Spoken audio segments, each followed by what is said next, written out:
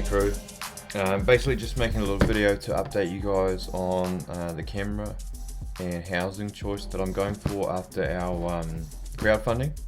So the camera that I'm going to be using underwater is Sony A7 II, and I'm just using the kit lens at the moment. I'm pretty impressed with it for a kit lens, and yeah, just using full frame again, it's epic. So these are like some of the cheapest housings out there, but I used a Meikon one with the RX100, and yeah, like it got smashed around and all sorts, and it sort of survived. It did alright. So I haven't opened these yet. I'm filming with the camera now, so I'll we'll get a look at these, and then I'll chuck the GoPro on and actually fit it all in.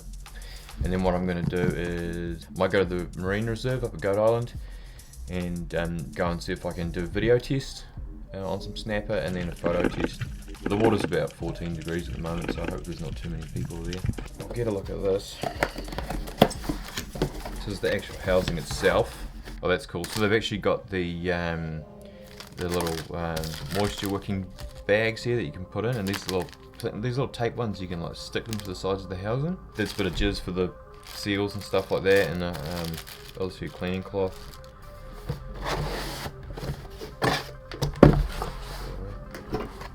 It's a pretty good size compared to what I was used to with the other one. It's a bit of a big unit, which is mean. It looks pretty good, it's pretty solid, so it's like composite sort of plastic type of thing. 40 meters, I don't think I'm going to be going past 40 meters with it. Or if I do, I won't be coming back up. This is the old dome. Oh, this is cool. So Sea Frogs and Meikon, I think, are the same. It's just two different names for the same sort of company. And this is obviously like just a cover to keep it sort of from getting scratched and stuff. That's a beast there, so it's pretty cool. And then that comes with the same thing, bit of lube and bloody, yeah, sweet. So what I'm going to do now is put the dome port on, and then just drown it for 5 or so minutes and just see what it's doing. Yeah, so don't ever take that inner seal out. Anyone who's done that before is just laughing at me now, because that took probably an hour to get back in. So I don't think I'll be diving today. I'll go up tomorrow. So I'm going to pop out this screw here, you guys can see it, that one, and then put the dome port on.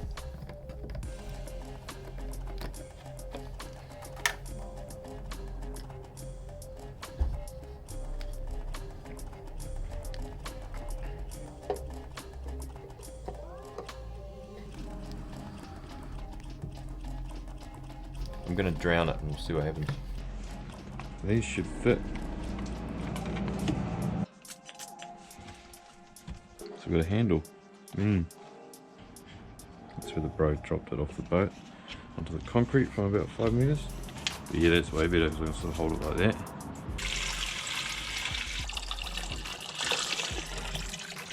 Well, I don't really have the luxury of getting it submerged to 50 centimeters like they recommend, but I might just have to get in the water with it and see. Yeah, it's all looking pretty good. I think we are missing a front dial. That doesn't, and that's sort of, if you want to run manual, you've got aperture and shutter, or vice versa. But yeah, I'll probably, for underwater, I'll probably just leave the shutter at 250 and let the aperture do what it wants to do. So I literally just like shoved it in there because it was having trouble with off and on. Just off, on, and then record. So that's cool. Sweet, I guess I've got it. Next thing to do is to get in the water with it. Lost my old dive gloves, so back to Bunnings for a new pair.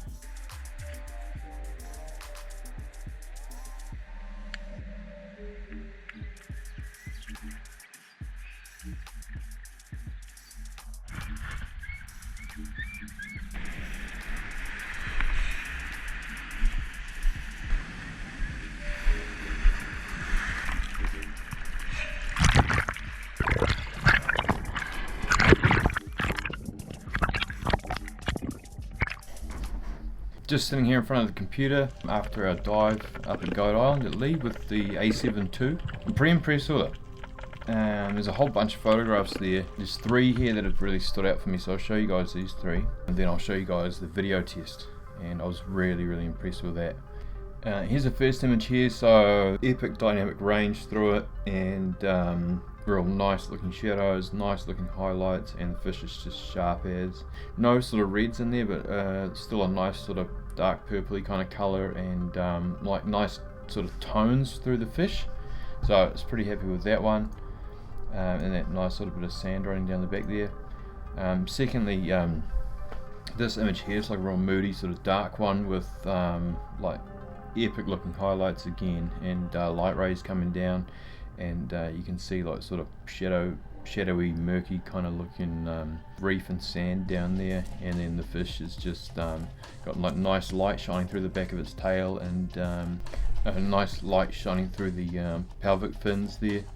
And then there's this photo here, which is yeah, quite up close and personal with that nice looking sand, and yeah, just a really clean image, and the camera's managed to just focus perfectly up around that sort of face area. So yeah, if you guys want any details on a bit more about the settings that I'm using to shoot, just get at me on social media. And if anyone's looking at wall prints, I will be doing wall prints of snapper and other species as well.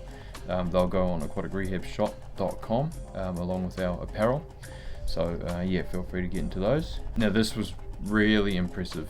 The video test. Did not expect a camera that only sort of shoots up to 1080p resolution to with a cheap kit lens, you know, like a $300 lens, to produce footage that sings this well underwater. So I'll show you guys this clip now, and yeah.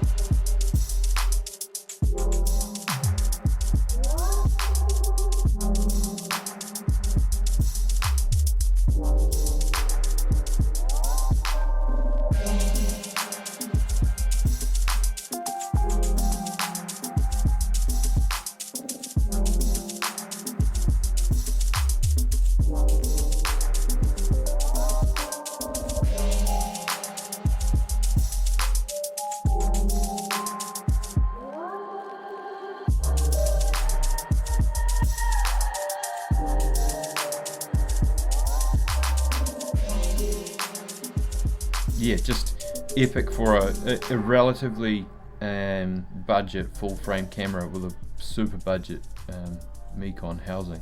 If you like this kind of content and you want to see more of it, just like, subscribe, and feel free to leave a comment as well.